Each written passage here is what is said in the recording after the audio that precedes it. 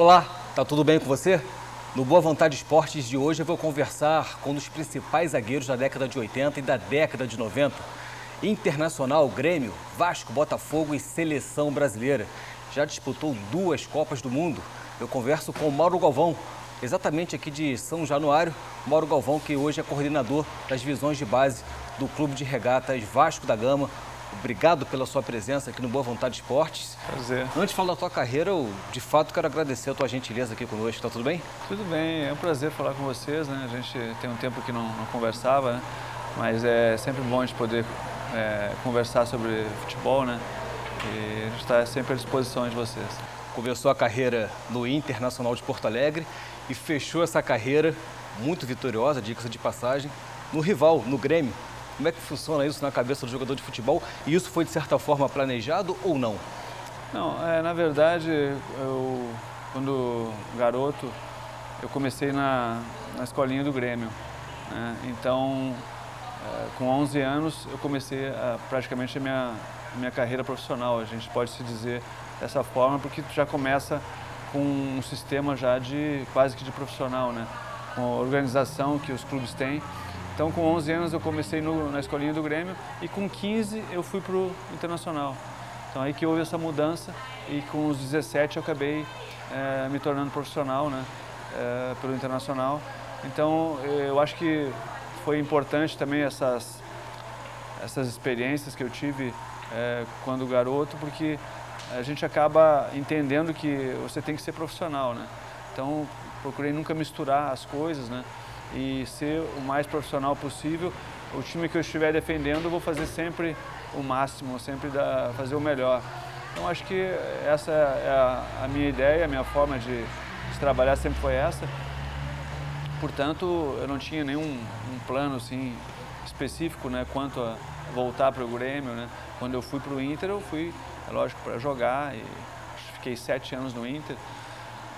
Posteriormente, depois eu me transferi para o Rio de Janeiro, né, onde fui muito bem recebido, gostei muito, a minha família se adaptou muito bem no Rio e isso aí foi importante, né? Aí passaram-se 10 anos, né, e esse tempo aí eu acho que acabou ajudando, né? Apareceu a proposta do Grêmio, eu estava na Suíça, né, naquela época, né, eu joguei 6 anos na Suíça. Então, acho que era um momento, né, de retornar ao Brasil e o Grêmio, naquele momento, passava por uma fase muito boa. O time tinha, assim, uma sequência, né, estava fazendo um trabalho a longo prazo, médio e longo prazo, com o Fábio Koff, presidente.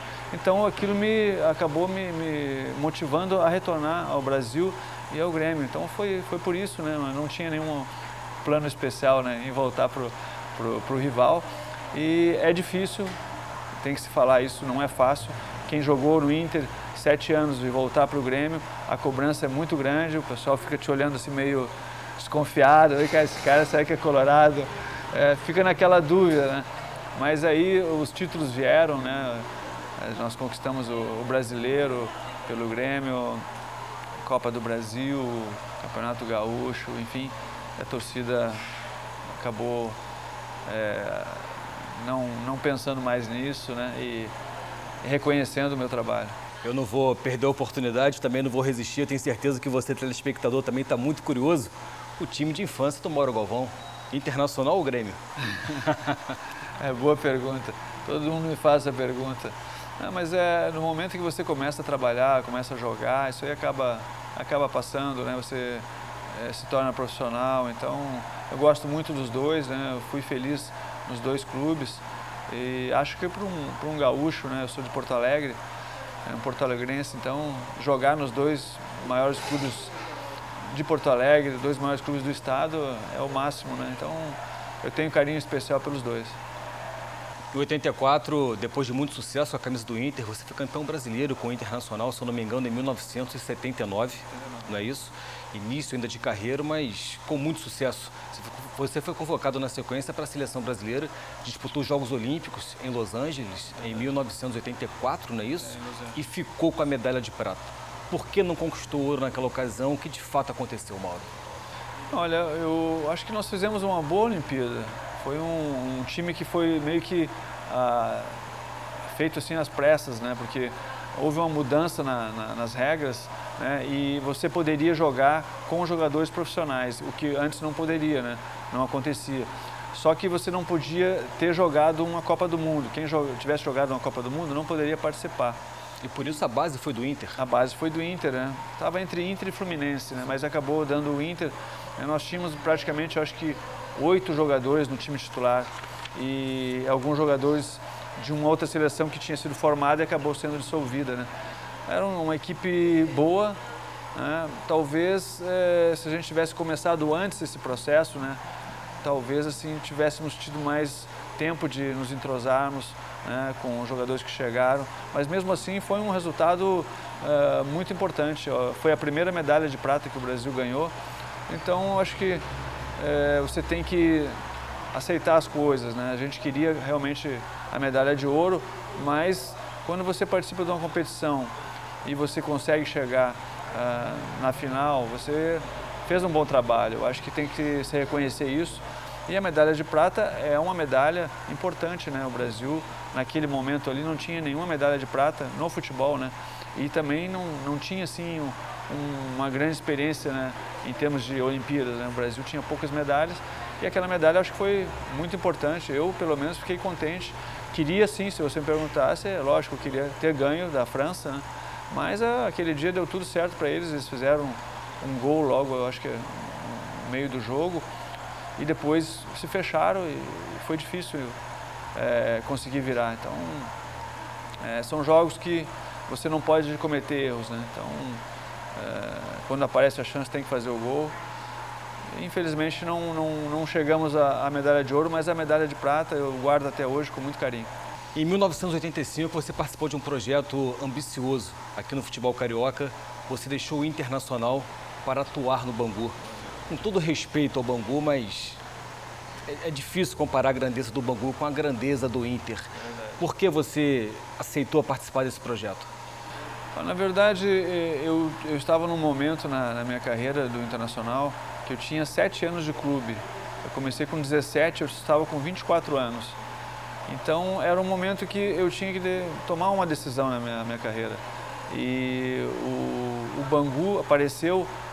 O Carpegiani era o treinador e eu tinha trabalhado com o Carpegiani já no Inter.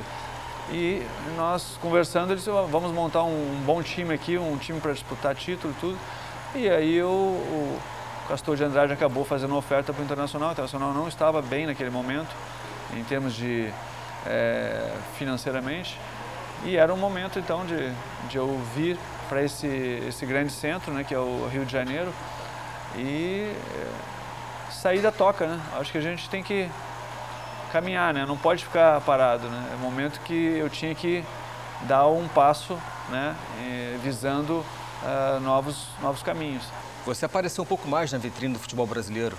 Eu acho que foi importante, na medida que eu pude ser mais observado aqui, né? E aí, logo um ano depois, o Botafogo acabou me contratando. Então foi importante. Porque às vezes você tem que usar, né, uma certa estratégia para chegar onde você quer. Então foi importante nesse sentido. O Bangu, eu acabei jogando um ano, né, conversei com o Castor de Andrade na época e falei para ele que eu gostaria de sair, né? Acho que tinha feito já o meu trabalho. E aí ele, logo em 88, acabou me negociando com o Botafogo. E aí depois você sabe que foi. Vamos falar exatamente desse momento histórico para o torcedor, para você, torcedor alvinegro. 1989, o Botafogo, depois de 21 anos, volta a conquistar um título carioca, o Maracanã lotado, o principal rival, o Flamengo. Mauro Galvão estava lá, fazendo parte daquele elenco. Mais do que isso, era o zagueiro titular daquela equipe, era o zagueiro de confiança do técnico Valdir Espinosa, que participou recentemente do Boa Vontade Esportes também.